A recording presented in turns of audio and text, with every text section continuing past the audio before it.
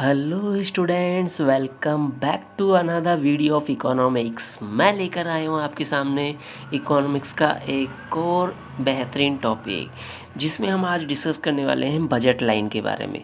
What is budget line, या इसको price line भी कहते हैं, कीमत रेखा, या फिर इसको हिंदी में बजट रेखा भी कहा जाता है। चलिए स्टार्ट करते हैं, डिस्कस करते हैं बजट लाइन के बारे में।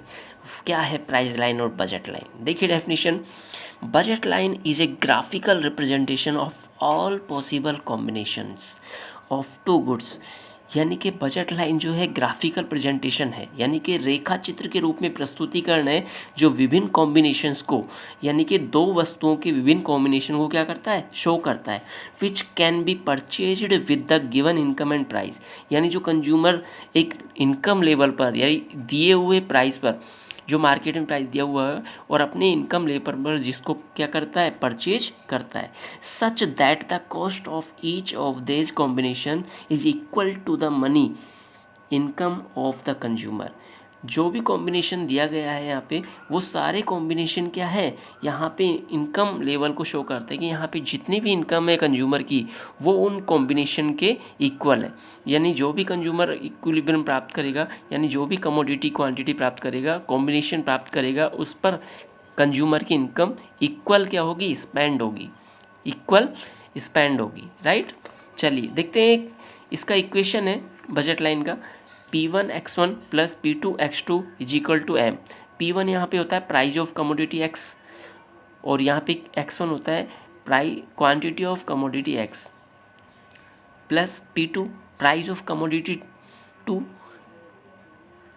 And X2 quantity of commodity 2 is equal to M। M यानी होती है मनी, यानी कंज्यूमर की इनकम लेवल, कितनी इनकम है उसके पास, कितनी मनी है ना, दोनों ही गुड्स पर स्पेंड करने के लिए, खर्च करने के लिए उसके पास कितने रुपए पैसे हैं, है ना। तो इसका समीकरण ध्यान रखना बजट रेखा को, P1x1 plus P2x2 is equal to M। ये इसका समीकरण है। देखिए यहाँ पे P1 अपन ने बताया आपको प्राइस ऑफ कमोडिटी X या 1, X1 यानी कि quantity of commodity 1, P2 price of commodity 2, X2 quantity of commodity 2। ठीक है, अपन देखते हैं एक प्रेजेंटेशन लेते हैं बजट लाइन की। यहाँ पे देखिए एक टेबल में आपको काफ़ी कॉम्बिनेशंस दे रखे हैं। यहाँ पे कॉम्बिनेशन लिए गए हैं MNOPQR। टू गुड्स लिए गए एप्पल एंड ऑरेंज। एप्पल की क्वांटिटी ली गई 0, 2, 4, 6, 8, 10। ऑरेंज की क्वांटिटी ली गई है 5, 4, 3, 2, 1 और 0, है ना। अब देखिए ये जो जितने भी कॉम्बिनेशन है, ये सभी कॉम्बिनेशन ऐसे कॉम्बिनेशन है जहाँ पे कंज्यूमर की जो है इनकम दोनों ही गुड्स पे क्या हो जाती है, कम्प्लीटली स्पेंड हो जाती है, यानी टोटल इनकम खर्च हो जाती है। जितने भी रुपए पैसे हैं कंज्यूमर के पास, वो सारे के सारे खर्च हो जाते हैं। देखते हैं कैसे, जैसे ये एग्जांपल लिया अपन ने, मान के चल रहे हैं कंज्यूमर के पास इस समय पॉकेट में 20 रुपीज़ है, या उसके पास 20 रुपये है ना, मनी उसके पास कितनी है, 20 रुपये। पहली वस्तु जो है उसकी गुड्स की प्राइस क्या है, 2 रुपीज़ पर केजी, है ना, पर यूनिट। और सेकंड गुड्स की प्राइस क्या है X2 की, 4 रुपीज़ पर यूनिट, है ना। अब देखिए यहाँ पे कॉम्बिनेशन में अपन दोनों ही गुड्स की क्या ले रखी है, क्वांटिटी ले रखी है। क्या ले रखी है, क्वांटिटी। अपन ने देखा पहला गुड्स क्या है, एप्पल, सेकंड गुड्स क्या है, ऑरेंज। तो फर्स्ट गुड्स की प्राइस क्या है, 2 रुपीज़ पर यूनिट। तो यहाँ पे 0 यूनिट है इसकी एप्पल की, है ना, इस पर 2 रुपीज़ क्वान्टिटी है, 0 क्वांटिटी पर 2 रुपीज़ जो है पर यूनिट है ना। तो यहाँ पे अपन देखते हैं ऑरेंज पर, ऑरेंज की प्राइस क्या है, 4 रुपीज़ पर यूनिट। तो यहाँ पे 5 यूनिट्स कंज्यूम कर रहा है ना, परचेज कर रहा है कंज्यूमर 4 रुपीज़ के हिसाब से, है ना, 4 रुपीज़ के अकॉर्डिंग। तो यहाँ पे कितना खर्च कर रहा है, फर्स्ट गुड्स पर देखिए M कॉम्बिनेशन पर कितना स्पेंड कर रहा है कंज्यूमर, 0 × 2, तो यहाँ पे क्या आएगा, 0। ऑरेंज पर देखिए 5 यूनिट कंज्यूम की, है ना, 4 रुपीज़ पर यूनिट के हिसाब से कितना हुआ स्पेंड, 20। कितना स्पेंड हुआ, 20। अब दोनों ही गुड्स पर जितना खर्च हो रहा है, यानी फर्स्ट गुड्स पे 0 खर्च हुआ है ना, और सेकंड गुड्स पर 20 खर्च हो रहा है, तो दोनों को ऐड करेंगे, 0 + 20 इज इक्वल टू क्या आएगा, 20। यानी यहाँ पे 20 के 20 रुपीज़ खर्च होगी, जितने इनकम थी कंज्यूमर के पास, है ना। अब देखिए कॉम्बिनेशन N, देखिए N कॉम्बिनेशन को भी देखें, एप्पल की गुड्स थी पर यूनिट 2 रुपीज़, वही सेम 2 रुपीज़, है ना। कितना स्पेंड खर्च किया है, 4 रुपीज़ खर्च किए, है ना। और सेकंड ऑरेंज की प्राइस क्या थी 4 रुपीज़ पर यूनिट, इस पर कितना स्पेंड किया है 16 रुपीज़। अब दोनों गुड्स की जितनी प्राइस कंज्यूम स्पेंड की है, जितनी मनी स्पेंड की है दोनों पर, यानी खर्च किए हैं, एप्पल पे कितने खर्च किए हैं 4 रुपीज़, ऑरेंज पर खर्च किए हैं 16 रुपीज़, दोनों को जोड़ देंगे 4 + 16 इज इक्वल टू, दोनों को जोड़े तो 20। देखो एन कॉम्बिनेशन पर भी कितने खर्च हो रहे हैं 20 खर्च हो रहे हैं, एम पर भी कितने हुए थे 20।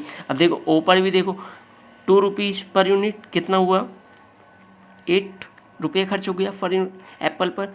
यहाँ पे 4 रुपीज़ यूनिट था तो यहाँ पे कितने हुआ 12 रुपीज़। तो 8 और 12, 8 + 12 इज इक्वल टू क्या हुआ 20। देखिए यहाँ ओ कॉम्बिनेशन पे भी कितना खर्च हो रहा है 20 का 20 खर्च हो रहा है, जितने रुपये कंज्यूमर के पास थी। इसी प्रकार इसमें देखिए 2 रुपीज़ 12 खर्च हो रहे हैं, इसमें 8 खर्च हो रहे हैं, तो 12 + 8 इज इक्वल टू 20, यानी पी पर भी 20 खर्च हो रहे हैं। इसी प्रकार इसमें देखिए इस पर 16 खर्च हो रहे हैं, इस पर क्या हो रहे हैं 4, तो 16 + 4 इज इक्वल टू 20, यहाँ पर भी 20 खर्च हो रहे हैं, है ना। तो यहाँ पर देखिए लास्ट कॉम्बिनेशन आर पे देखें 2 रुपीज़ के हिसाब से 20, और यहाँ पे 4 रुपीज़ के हिसाब से 0, 20 + 0 इज इक्वल टू 20, यानी अपन देख रहे हैं प्रत्येक कॉम्बिनेशन पे क्या हो रहा है 20 का 20 रुपीज़ खर्च हो रहे हैं। तो इसका मतलब ये है कि ये वो लाइन है जिस पर जो उपभोक्ता की इनकम लेवल को शो करती है, यह मनी को शो करती है कि मनी लेवल क्या है कंज्यूमर के पास, और दोनों ही गुड्स पर जो है कितनी क्वांटिटी वो परचेज कर सकता है उस दिए हुए मनी लेवल पर, है ना। तो देखिए यहाँ पे इसका ग्राफिक प्रेजेंटेशन दे रखा है। ये जो कॉम्बिनेशन है MNOPQR, ये बजट लाइन पे वो कॉम्बिनेशन है जो अपन ने यहाँ पे लिए हैं। इनकी क्वांटिटी ली गई है अपन ने एम कॉम्बिनेशन पे एप्पल की 0 यूनिट्स, एप्पल की 0 यूनिट्स है, ऑरेंज की 5, जहाँ पे एम कॉम्बिनेशन आ रहा है। तो यहाँ पर भी कितने खर्च हो रहे थे 20 रुपीज़ खर्च हो रहे थे। एन कॉम्बिनेशन देखा था अपने 2 और 4 का, 2 और 4 एन कॉम्बिनेशन देखा था जिस पर भी कितने खर्च हो रहे थे 20 रुपीज़ खर्च हो रहे थे। ओ कॉम्बिनेशन देखा था अपन ने 4 यूनिट का और 3 यूनिट का। ओ कॉम्बिनेशन देखिए 4 यूनिट और 3 यूनिट्स ऑरेंज की, यहाँ पर ओ कॉम्बिनेशन है, इस पर भी कितना खर्च हो रहा था 20 रुपीज़ खर्च हो रहा है। तो यहाँ विभिन्न डिफरेंट कॉम्बिनेशंस को मैच करके, यानी डिफरेंट कॉम्बिनेशंस के पॉइंट को जोड़ करके जो रेखा बन रही है, लाइन बन रही है, ये वाली, ये लाइन कहलाती है कौन सी लाइन, ये लाइन कहलाती है बजट लाइन। प्राइस लाइन भी इसको डिनोट किया जाता है, प्राइस लाइन के रूप में भी इसको शो किया जाता है। तो ये बजट लाइन है, बजट रेखा भी कह सकते हो हिंदी में।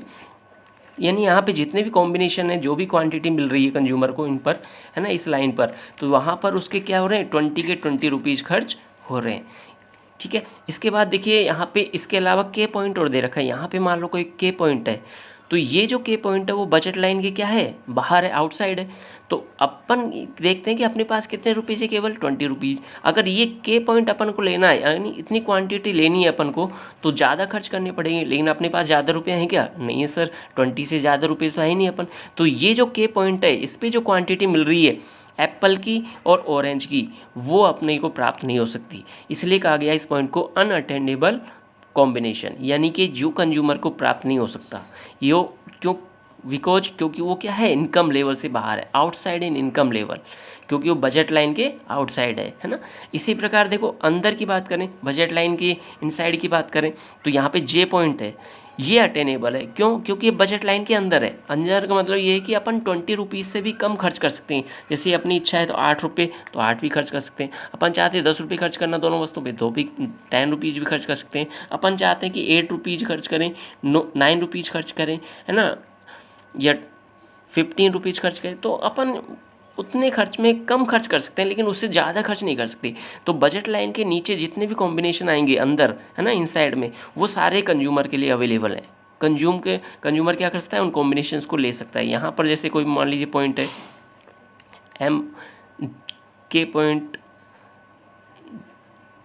एल पॉइंट मान लीजिए, एल पॉइंट है, तो ये भी क्या है अटेनेबल है, यानी इसको भी प्राप्त कर सकते हैं कंज्यूमर, क्योंकि वो इनकम लेवल के अंदर है, यानी कि उस पर केवल 11 रुपये खर्च हो रहे हैं। तो अपने पास तो 20 रुपीज़ है, नो प्रॉब्लम सर, है ना, खर्च कर सकते हैं ना।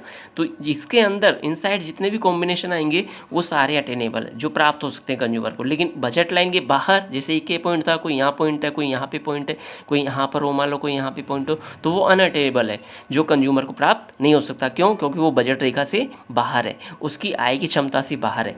इसलिए बजट रेखा पर जितने भी कॉम्बिनेशन आते हैं वहाँ पर उपभोक्ता की संपूर्ण आय क्या मानी जाती है, खर्च हुई मानी जाती है। तो सभी इसकी डेफिनेशन कहा जाता है कि वह स्तर, हिंदी में कहा जाता है वह स्तर जहाँ पर उपभोक्ता की संपूर्ण आय खर्च हो जाती है। ठीक है, या पूरी मनी खर्च हो जाती है, व्यय हो जाती है, उस स्तर को दर्शाने वाली रेखा क्या कहलाती है? बजट रेखा कहलाती है। ये हिंदी में इसकी डेफिनेशन है बच्चों। और ग्राफिकली रिप्रेजेंटेशन अपन ने देखा ही है, इसमें बोर्ड के एग्जाम के पॉइंट ऑफ व्यू से ग्राफिकली एक्सप्लेनेशन किया जाता है, और ग्राफिकली एक्सप्लेनेशन में शो किया जाता है अपने ग्राफ में क्या शो किया। तो ओ एक्स एक्सिस पे क्या लिया है अपन ने? एप्पल की क्वांटिटी। ओ वाई एक्सिस पे क्या लिया है अपन ने? ऑरेंज की क्वांटिटी, है ना। तो यहाँ पे different combination M N O P Q R R, है ना, ये क्या करते हैं? डिफरेंट कॉम्बिनेशन क्या करते हैं? बजट लाइन पर जो कॉम्बिनेशन से बजट लाइन को शो करते हैं, जो यहाँ पे पॉइंट्स बने हुए हैं, है ना। जे पॉइंट्स अटेनेबल है और के पॉइंट अनअटेनेबल है, यानी कि कंज्यूमर के लेवल से आउटसाइड में, इनकम लेवल से बाहर है, इसलिए वो अनअटेनेबल माना जाता है। ठीक है बच्चों, तो ये था बजट रेखा का इम्पोर्टेंट टॉपिक। इसको बजट लाइन भी कहते हैं, प्राइस लाइन भी इसको डिनोट किया जाता है। इक्वेशन विशेष ध्यान रखने, P1x1 plus P2x2 is equal to M. M अपन ने देखा था, जितनी उपभोक्ता के पास मनी होती है, रुपए होते हैं पॉकेट में, तो खर्च करने के लिए जितने भी खर्च करने योग्य रुपए होते हैं वो सारे एम से डिनोट किए जाते हैं। तो हिंदी मीडियम वाले क्या करें, आपको डेफिनेशन मैंने बताई दी कि वह स्तर जहाँ पर उपभोक्ता की संपूर्ण आय खर्च हो जाती है, उस स्तर को दर्शाने वाली रेखा क्या कहलाती है? बजट रेखा या कीमत रेखा कहते हैं। ठीक है बच्चों, आज का टॉपिक आपको कैसा लगा बताना मत भूलिएगा। अगला टॉपिक जल्द आपके सामने लेकर आएंगे, तब तक देखते रहिए Advait classes. Okay, keep watching, till then bye.